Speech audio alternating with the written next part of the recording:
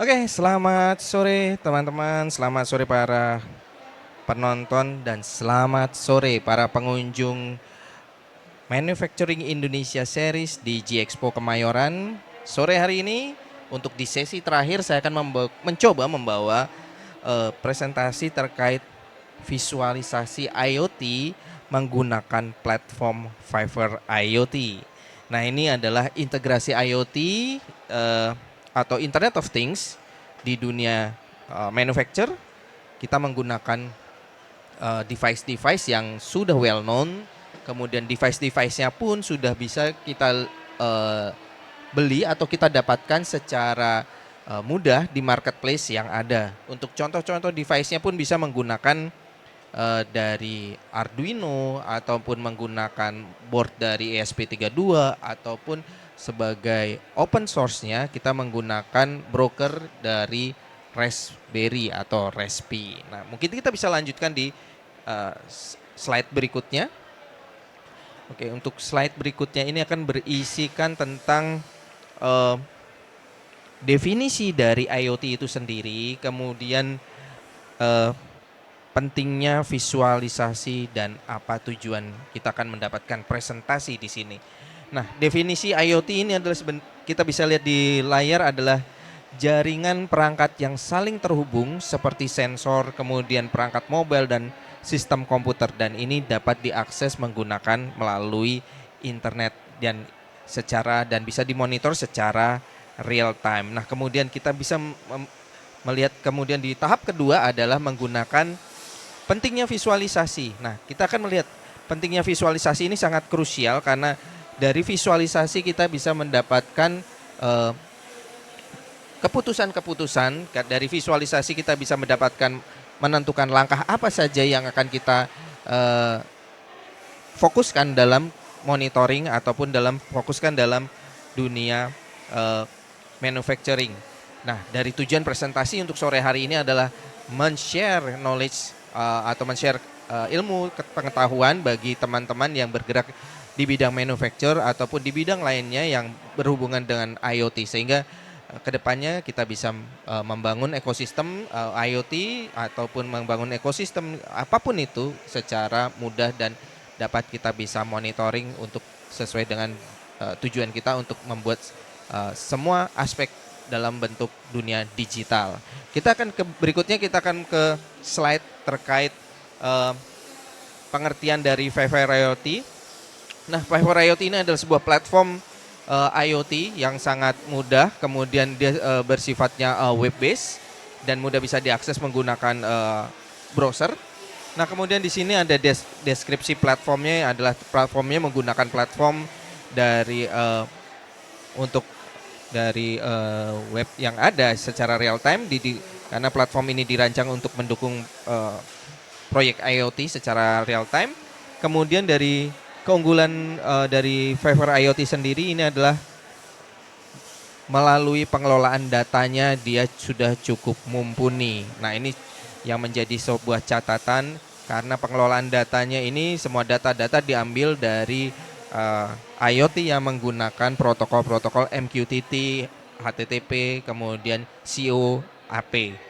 Kemudian kemampuan analitiknya pun sudah ada karena di Fiverr IoT ini untuk data analitiknya sudah disajikan sedemikian rupa dan kemudian dalam bentuk file atau folder ataupun file-file yang bisa diakses untuk khususnya dalam bidang analitik menggunakan format CSV sehingga bisa dilakukan pemantauan atau kita bisa melakukan analisa data yang ada. Yang terakhir ada untuk website resminya untuk Fiverr IoT, dapat Bapak Ibu teman-teman di sini akses menggunakan website dari fiverriot.com. Kita akan kita ke slide berikutnya terkait ada beberapa tahapan ya. Kalau untuk slide berikutnya ini terkait Fiverr IoT. Oke. Nah, di sini adalah manfaat dari visualisasi.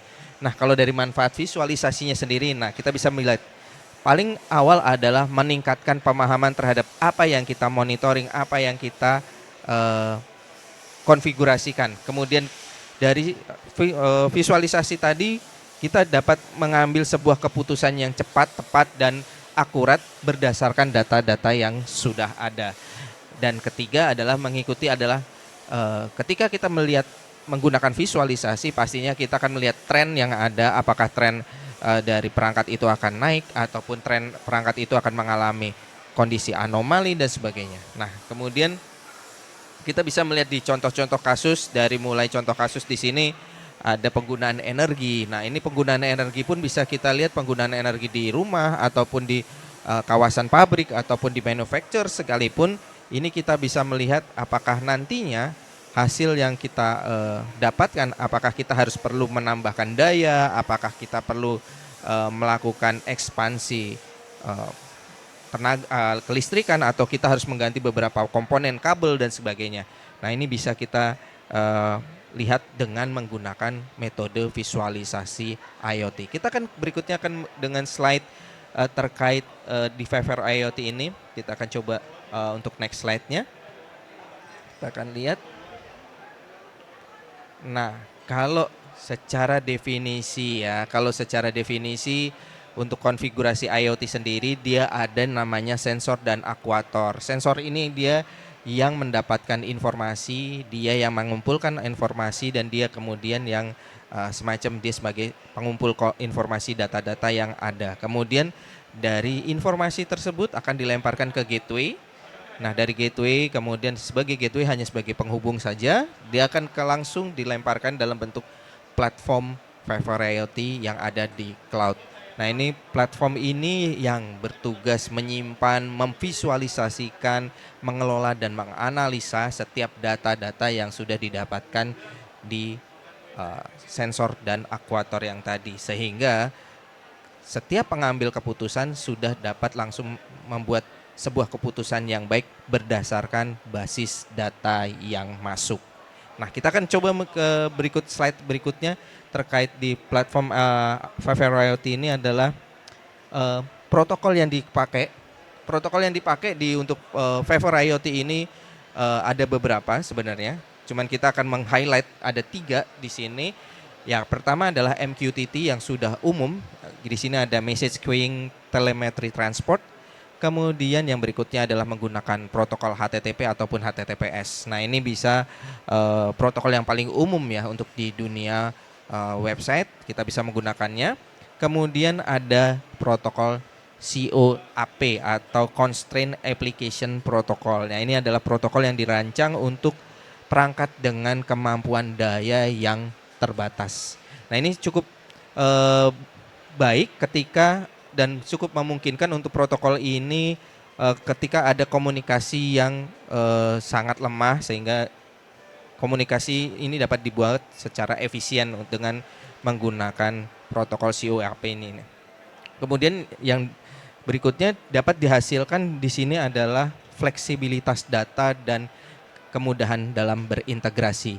Nah, ini dia di platform Fiverr IoT ini dia menggunakan berbagai protokol komunikasi yang membuat data-data tersebut dapat diakses sedemikian rupa dengan memudahkan, sehingga dapat memudahkan analisa yang ada, kemudian dapat diintegrasikan dengan platform yang lain ataupun diintegrasikan dengan sistem yang lain, sehingga data tersebut dapat diproses dan diolah sedemikian rupa oleh platform-platform yang berhubungan atau yang berkolaborasi dengan Fiverr IoT. Nah, kita akan berikutnya akan beralih ke next slide-nya adalah terkait di Fiverr IoT. Kita akan lihat di sini adalah pengelolaan data dengan Fiverr IoT. Nah, ini dia fitur yang dari Fiverr IoT sendiri.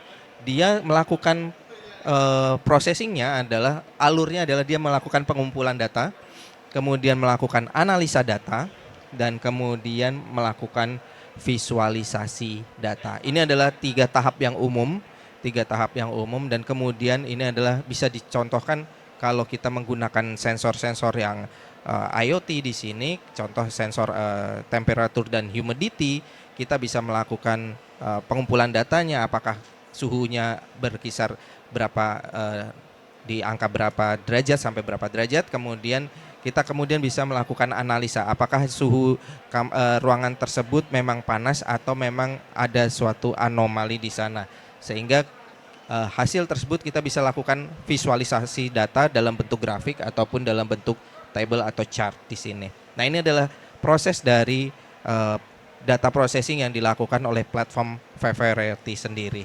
Nah, kita akan berikutnya adalah terkait dengan beberapa fitur lainnya dari Viverity. Kita boleh next sebentar. Oke, ini adalah contohnya ya. Kalau di beberapa kasus-kasus ada temperatur dan humidity yang secara umum yang bisa kita lihat di sini. Nah, di Viverity juga ada yang namanya rules engine. Nah, rules engine ini sebenarnya adalah kita melakukan konfigurasi notifikasi terkait fungsi dari IoT tersebut atau fungsi dari data yang sudah dilemparkan di platform tersebut. Nah, di rules engine ini berisikan semacam pembatasan ketika ada batas tertentu, ketika suhu tertentu yang memungkinkan terlalu panas, maka dia akan mengirimkan dalam bentuk telegram. Karena di Viverity ini fungsi rules adalah semacam notifikasi. Jadi dia akan mengirimkan rules atau notifikasi dalam bentuk telegram ataupun email. Di beberapa platform yang ada atau di beberapa fitur yang ada, dia sudah support dengan SMS juga untuk di Viverity. Nah, ini manfaatnya adalah ketika notifikasi itu dikirimkan, pastinya akan lebih cepat keputusan dibuat dan kemudian akan lebih berhubungan dengan efisiensi waktu yang ada untuk penentuan keputusan. Karena dari notifikasi pastinya akan ada sesuatu hal yang dicatat di sana, kemudian bisa dilakukan pengambilan keputusan. Kita kan berikutnya adalah masih di dalam fitur Viverity. Di Viverity ini juga mempunyai fitur berupa dashboard. Nah, di fitur dashboard ini, dashboard tersebut bisa di custom sedemikian rupa. Bisa kita bentuk sesuai dengan keinginan kita terkait dengan kita memunculkan beberapa device IoT yang kita monitoring. Misalnya kita memonitoring terkait penggunaan listrik, penggunaan pressure tekanan udara ataupun flow air misalnya, kemudian ada temperatur dan kelembaban udaranya, kita bisa lakukan dalam bentuk dashboard ya, dan bisa tampilkan dalam bentuk dashboard.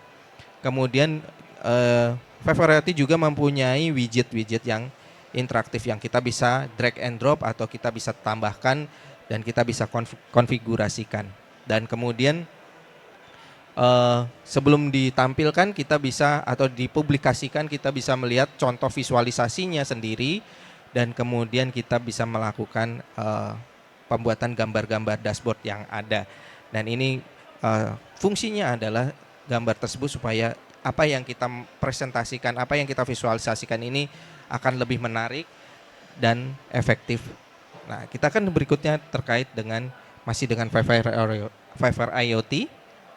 Nah, di sini kita akan lihat, di sini ada data sharing. Nah, ini yang tadi saya bicarakan di depan, ketika apakah di Viver IoT ini bisa dipakai, datanya bisa dipergunakan untuk aplikasi ataupun environment lain. Nah, di Viver IoT sendiri ini customasi data maupun data yang lain ini bisa dilakukan. Nah, kemudian untuk fitur yang lain adalah fitur hak akses dari beberapa level dan tingkatan. Hak akses ini bisa ditambahkan pada Viver IoT, mulai dari level admin kemudian sampai dengan level user biasa. Jadi hanya sebagai mendapatkan informasi. Nah, tujuannya memang untuk dari keduanya ini adalah berkolaborasi dan efisiensi. Nah, ini adalah fungsi dan tujuan utama sebenarnya dari adanya berbagi atau sharing data dari Viver IoT. Nah, kita akan ke slide berikutnya terkait Viver IoT adalah, kita boleh next sebentar. Nah, di sini ada, dalam platform Viver IoT ini mempunyai pelatihan dan dukungan dalam bentuk resources yang ada. Nah, resources ini bisa dalam bentuk online ataupun dalam bentuk offline training ataupun dalam bentuk blog ataupun dalam bentuk social media. Nah, ini beberapa fitur dari platform ini sudah dalam video yang sudah ditayangkan dalam channel-channel YouTube yang ada. Nah, ini program-program pelatihannya pun ada, kemudian materinya dan dukungan komunitasnya cukup baik, kemudian adanya pelatihan berbasiskan project, dan terutama tentunya platform ini juga menyajikan sertifikasi bagi teman-teman yang ingin mendalami lebih advance terhadap platform ini dari platform Favor IoT ini. Nah, ini khusus memang sertifikasi ini sertifikasi untuk di bidang IoT. Kita akan berikutnya adalah kita akan fitur lain terhadap Favor IoT. Ini adalah beberapa. Nah, ini adalah use case yang ada atau studi kasus yang ada. Favor IoT sudah dipakai dan memang saat ini karena Favor IoT sendiri ini adalah dibuat di negeri tetangga kita, negeri jiran Malaysia. Nah, yang sudah dilakukan adalah di sini adalah pengukuran suhu kelembapan tanah, kemudian sensor udara, kemudian dari data-data tersebut dilakukan analisa dan kemudian dilakukan pengumpulan, kemudian dilakukan analisa dan kemudian dilakukan visualisasi data. Dan kemudian hasil proyeknya tersebut dimunculkan dalam bentuk sebuah dashboard yang cukup menarik, sehingga informasi yang ditangkap, informasi yang disajikan pun berbasis data dan ditampilkan secara menarik, sehingga yang menikmati data tersebut bisa melihat secara efektif dan efisien, sehingga keputusan bisa dibuat secara cepat, akurat, dan efisien. Kita akan berikutnya adalah terkait dari Favor IoT yang lain adalah, nah ini dia tantangan, kita berbilang dalam tantangan dalam visualisasi IoT. Nah, kalau dengan IoT pastinya setiap saat IoT akan mengumpulkan data dalam melakukan monitoring yang dipasang sensor-sensornya. Dia akan mengumpulkan data. Data itu akan cukup besar, yang akan menjadi sebuah tantangan tersendiri adalah cara penyimpanan datanya. Kemudian yang berikutnya adalah keamanan data, karena yang rentan terhadap serangan cyber apapun itu untuk di IoT itu adalah yang paling mudah. Cukup tanpa menggunakan kredensial, IoT bisa langsung ditembus. Nah, walaupun dengan kredensial pun username dan passwordnya pun harus secara unik. Platform Favor IoT ini memberikan keunikan tersendiri untuk melindungi dari serangan cyber. Salah satunya adalah dengan pembuatan token terhadap kredensial yang ada. Jadi username dan passwordnya pun tidak berupa username biasa atau password biasa, tetapi username dan passwordnya pun dalam bentuk token yang di-generate. Jadi akan cukup susah ya untuk bagi yang ingin mencoba masuk atau ingin merusak di sana. Nah, kemudian kualitas data yang dihasilkan atau yang ditangkap oleh sensor itu yang menjadi tantangan. Apabila sensor-sensor perangkat IoT kita kurang reliable, nah ini akan menjadi sebuah tantangan. Apakah data itu benar dia kumpulkan angka variabel tersebut, apakah data tersebut bisa divalidasi atau tidak. Nah, itu menjadi sebuah tantangan juga. Nah, kemudian sasaran atau solusi di sini, nah ini memerlukan pemanfaatan yang cukup komprehensif. Nah, di PT 521 di sini untuk terkait data dan kemudian terkait keamanan data, terutama kita ada juga solusi yang berkolaborasi yang dinamakan BDR Suite. Di sini adalah backup data recovery untuk proses pengumpulan. Ketika kita mempunyai data, kita mempunyai storage yang cukup besar, kita mempunyai NAS dan kita bingung. Nah, ada solusi dari BDR Suite yang dapat eh, membantu untuk melakukan proses backup yang ada. Nah, ini adalah sebuah salah satu solusi yang ada di PT 521 yang saat ini ada. Nah, untuk bagi yang ingin tertarik dengan BDR Suite untuk mendapatkan link trial dan info yang terkait bisa menghubungi PT 521. Nah, kemudian ini adalah tren masa depan IoT yang ada. Nah, ini dia tren masa depan IoT yang ada adalah yang pertama penggunaan AI dan machine learning. Nah, ini cukup rame saat ini untuk penggunaan AI, penggunaan machine learning untuk kita mengumpulkan data, kita membuat sebuah laporan, kita membuat sebuah analisa data, kita menggunakan AI, kemudian kita melakukan konektivitas jaringan yang ada, dan kemudian yang lain adalah beberapa peran-peran penting dari IoT, dan kemudian untuk yang terakhir ada yang melakukan visualisasi yang ada. Nah, kita akan lihat di next slide-nya adalah kita coba lihat apakah ada tren yang lainnya. Kita lihat. Nah, kita sudah sampai di penghujung dari presentasi. Untuk VVR IoT ini, untuk visualisasi terkait IoT, menggunakan IoT ini sangat penting, sehingga kita diperlukan sebuah platform yang baik, platform yang mumpuni, platform yang bisa diandalkan, reliable ketika dilakukan pencatatan data yang ada, terutama untuk di bidang-bidang industri, ya, apalagi di kita ada dalam saat ini ada di Manufacturing Indonesia Series yang berhubungan dengan beberapa industri-industri besar ataupun industri logam di sini cukup banyak sekali.